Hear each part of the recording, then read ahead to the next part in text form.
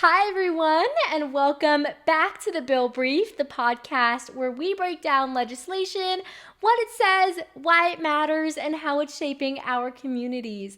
I'm your host, DJ William, and today we're going to be taking a closer look at H.R. 6509, also known as the Safeguarding Americans from Fraudulent and Experimental Drugs Act of 2025, or in short form, the Safe Drugs Act of 2025.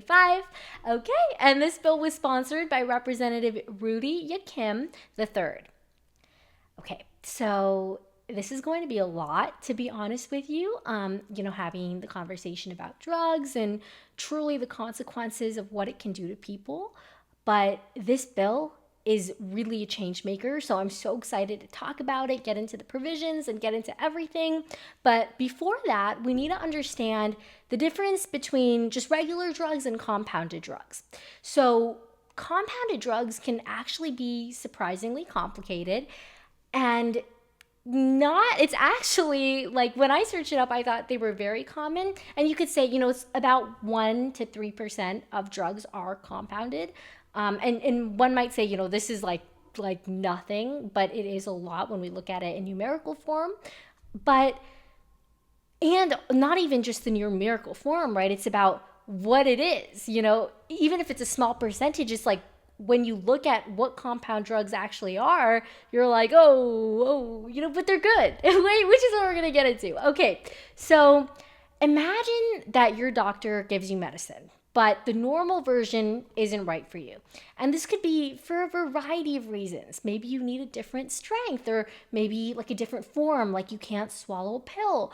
Or maybe you need a version without a specific ingredient that you cannot consume or you're allergic to in some way, shape, or form, which is completely fine. A pharmacist can sometimes mix or even alter a medication specifically for that patient who needs those alterations. That is what is called drug compounding. Now, what's the problem, right? They're just changing it from pill form to liquid, or they're just adding an extra ingredient. Why is this a big issue? The issue is that compounded drugs don't go through the same FDA approval and the whole process as commercially manufactured drugs. This bill, H.R. 6509, the Safe Drugs Act, would increase the federal oversight of certain compounded drugs and also change how often some copies of commercially available drugs can be compounded. So let's break it down. And that may have been a lot, but we're going to, break it down even more in the provisions. We're going to talk about it in detail, so it's going to be all good. Okay.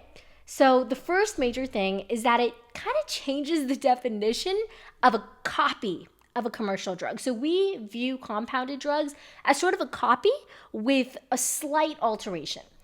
Basically, what it does is it changes how the government determines whether a compounded drug is a copy of that drug that's available.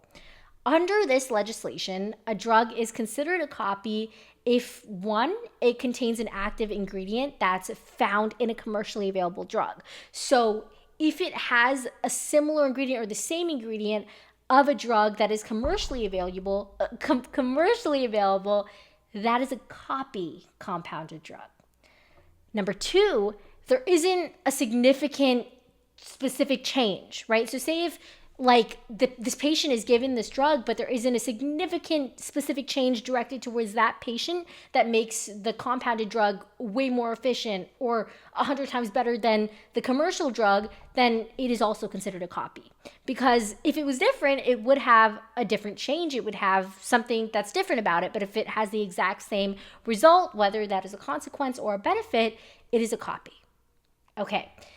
And if we think about it in simpler terms, it's basically making the same exact medicine that's available commercially, and the government can treat it as a copy, even if we didn't view it as medicine, right? If we view it as a toy, or actually something, if we view it as a toy, one store is selling like literally the exact same type of toy, whether that's I love slime. Yeah, the exact same slime in the same format. There was this one store that we went to and it had slime in the shape of like ice cream, and it was different scoops and colors. And if another store was selling that exact product, like there would be issues, right? Definite issues for sure. Okay, Number two, it increases the monthly limit. And I know this isn't the counter argument section yet, but I have some thoughts, like really. But let's first talk about what it means that it increases the monthly limit. It's actually one of the most interesting parts of this bill. The current FDA policy allows 4 prescriptions per month for a compounded drug that is, we call it a copy of a commercially available drug. But this bill, this legislation, increases that number to 20 times per month for a licensed pharmacist or a licensed physician. So basically, despite the bill's focus on increasing oversight, this provision gives providers more flexibility to compound these medications. In my opinion, it's like, I get it, I get that it's increasing oversight, so it's okay if we bring it from 4 to 20, and it would be a lot more flexible for individuals like pharmacists or physicians, if they are licensed to prescribe these medications to patients. But my question is, if we are trying to make it safer, why are we increasing the number of prescriptions available? Why are we increasing that number from 4 to 25 times as many? That's crazy. Like, when I saw that, I was shocked, and I was looking into it, and I was like, I mean, this bill is great, of course. And we're going to talk, I know I didn't really explain so much why it's great yet, but yeah, that's crazy. And I'm like, is it going to make it more safer? And are there going to be issues with these compounded drugs? Those are the things that we need to talk about and that we need to address. And we will do that. But that's a question to mull over and to think about as we go through the rest of this legislation today. Okay, third, it adds reporting requirements. Doctors, facilities, pharmacies, except the hospital-based pharmacies, of course, that compound drugs for patients in other states more than 20 times per month. So as we said, according to this bill, the cap would be 20. So if they were to do that more than 20 times, prescribe more than 20 times to a patient, they would need to submit annual reports. This basically just gives the government more information about high volume compounding. If you're doing a lot of this, if you are prescribing so many medications, we want to know what you're making, right? Because it's compounded. These are compounded drugs. They're not commercially available. So what are you making? And how often are you making it? What is the benefit? What is the impact? The government needs to know. And submitting these reports is really helpful. And I think it would be truly impactful, 100%. Okay. Again, to the oversight, right? The fourth provision is that it increases oversight to the large outsourcing facilities. There are some facilities that actually specialize in making these compounded drugs, but not only about making them, but making them in bulk. These are known as outsourcing facilities, and there are certain large-scale facilities that would face regular inspection and reporting requirements under this bill, which they need 100%. The government would have more opportunities to check these facilities, to collect information about these operations. How are these drugs being made? Why are they being made? How often are they being given out? All of those important details. So we normally don't have this kind of section. We just finished with the provisions, but why does drug compounding matter? And we touched on this a little bit at the beginning, but it's great to go into it in more detail. It's important because compounded drugs aren't inherently bad. Of course, it depends on what drug it is and the impact that it has on the patient. But sometimes they could be very useful. If a patient isn't able to swallow a pill and they need medication to save their lives, if they need just a particular dosage, but that's not commercially available, if they need medication without a certain ingredient, they cannot have that certain ingredient, but they need to survive. If they need a form of medication that's not commercially available, they need to speak to their doctor in private. The doctor says, okay, this is what we need to do. Those are ways that it could be very useful. A compounding pharmacist may be able to create a version that's specifically suited to that patient. And that's a balance. And there is a balance. We want safety and we also want access. But the government doesn't want any unsafe, any fraudulent drugs reaching patients.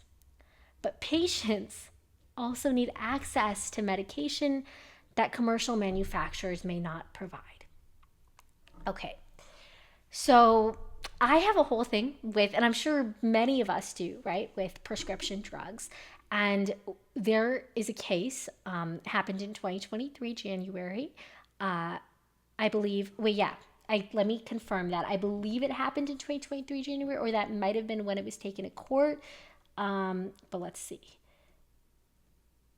Okay, and this is the Lindsay Clancy case that I was just going to briefly talk about. Lindsay Clancy case. So it was in 2023. Okay, so this bill doesn't have anything to do with this case. It wasn't as a result of the case. Someone wrote this, or sorry, not someone, a representative in Congress wrote this bill. That's not the case at all. In fact, the drugs that Lindsay Clancy took weren't compounded drugs, but it shows the consequences of medication, prescribing medication in some cases, definitely not all cases. There are very many cases that medication is life-changing, that medication saves people.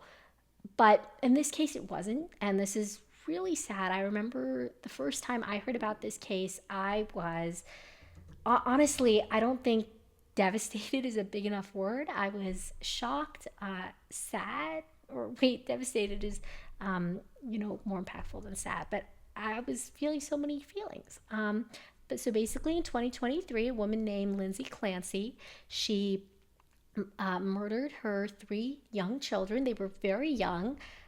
I believe one of her children was only 8 months, and she strangled them to death after sending her husband to go run some errands. And then she jumped trying to kill herself. She did not end up killing herself, but she injured herself. And she said that the reason she had done this, and we're not going to get too much into detail because it's not specifically in correlation with this bill, but the reason she had done this is because she was prescribed medication, drugs basically, and she was not conscious. And this isn't just this one case. There are so many cases of people I've seen podcasters talk about this where they say close friends of theirs are prescribed medication, and then after 2 weeks of being prescribed this medication, they commit suicide or they do something really harmful to themselves. And actually in many cases you see those ads where they're a side effect, they go through all the benefits and then they go through the side effects, and they're a side effect of this drug could be suicidal thoughts or committing suicide or something super duper sad. And when we think about compounded drugs, that's why this bill was created, right? Because compounded drugs are drugs that aren't even commercially available. They are specially made for patients. So we want to make sure that they are as safe as possible, because even if commercially available drugs that are FDA approved and go through the entire process still have the power to do that to someone, to do that to a wide group and variety of people, then what about what about compounded drugs? What about compounded drugs? It could be so much worse. Of course, we talked about how efficient they could be, how helpful they could be to people who may not be able to swallow pills, who may be allergic to a certain ingredient, but they don't go through the same approval process. So there is a case in which they could be so dangerous and so harmful, and this bill helps make that not even a case scenario at all.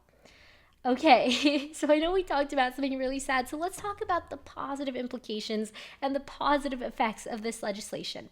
Number 1, more oversight could improve safety. We just talked about safety, how important safety is. So one of the biggest benefits is the increased monitoring of compounded drugs. More inspections, more reporting could help regulators identify problems earlier and see, okay, maybe this drug should not be prescribed to anyone at all. It is so harmful. Looking at the reports, looking at the reasons, looking at how many times you're prescribing it, we should not be doing this to anyone. Or, okay, this is really helping. Let's do it. Something like that. Secondly, it makes it a lot easier. This goes with the safety issue, right? It makes it easier to identify those bad actors. If there are facilities that are producing large quantities of compounded drugs, more reporting is giving the government additional information about what they're doing. So this makes it a lot easier to identify suspicious or unsafe practices, which is absolutely a necessity. Okay, and number 4, it improves transparency. Annual reporting requirements would give regulators more information about facilities and also more information about these compounded drugs that are given to patients across state lines. And more information can actually help regulators make better decisions about what they're doing with these drugs. And number 5, and our last positive implication that we're going to go to before we go to our counter arguments, is that it could protect patients from fraudulent drugs or experimental drugs. And we see it in the title of this bill itself, the Safe Drugs Act of 2025.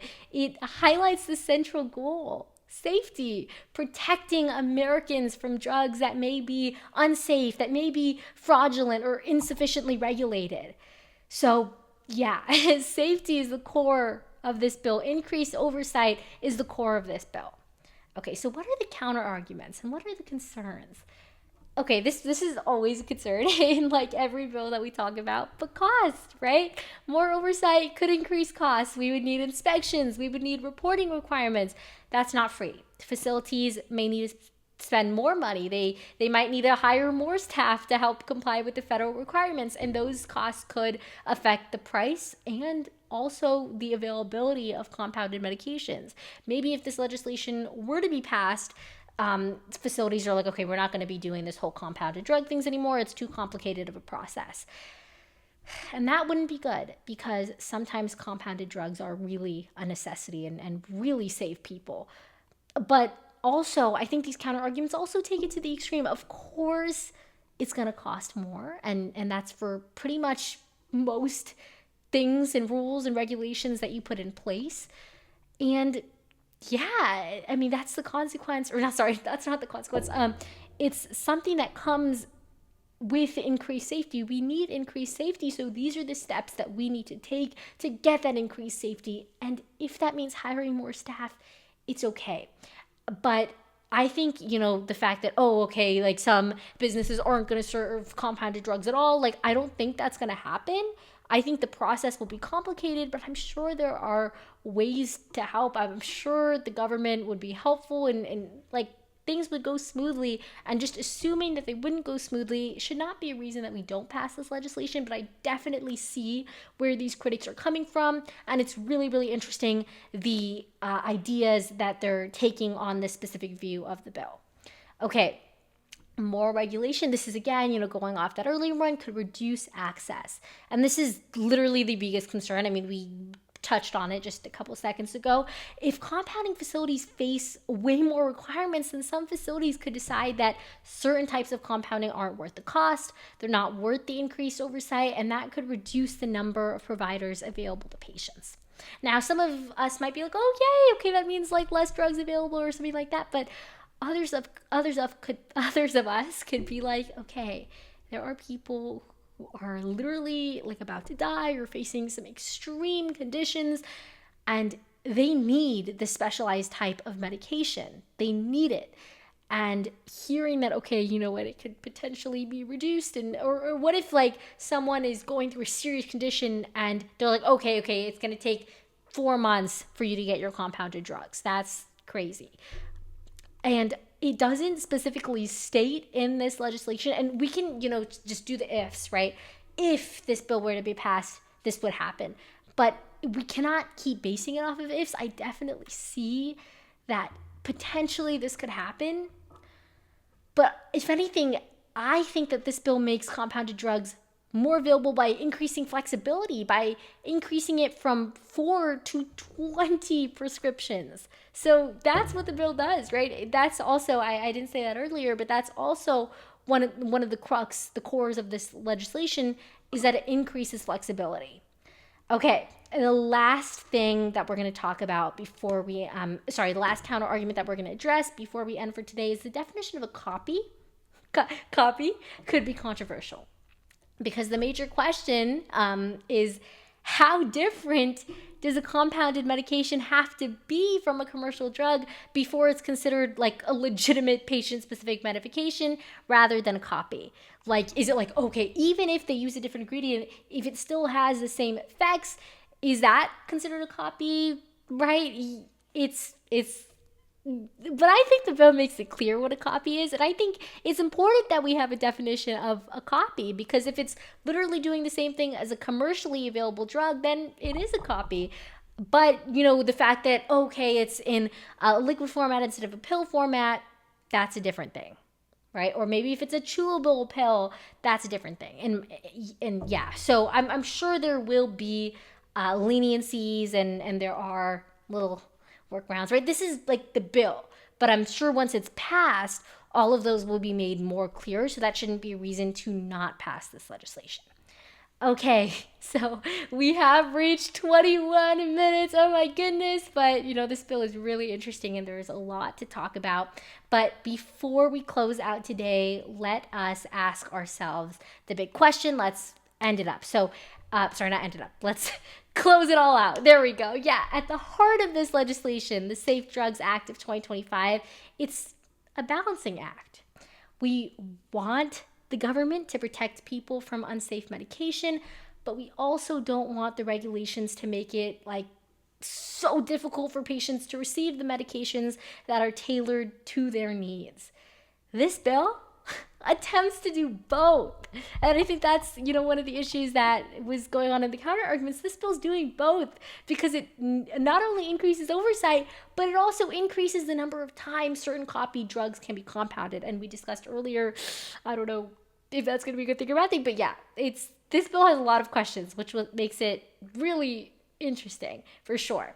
And the central question to close this out is, how much regulation is necessary to keep the compounded drugs safe? And also, when does regulation start making those drugs harder for patients to access? And that is the question that we're going to be closing out with today. Thank you so much for listening, and I hope you have been enjoying these episodes. And if you have, I truly ask that you like and subscribe and keep on tuning in every week. Thank you so much for listening. Have a great rest of your day. Bye.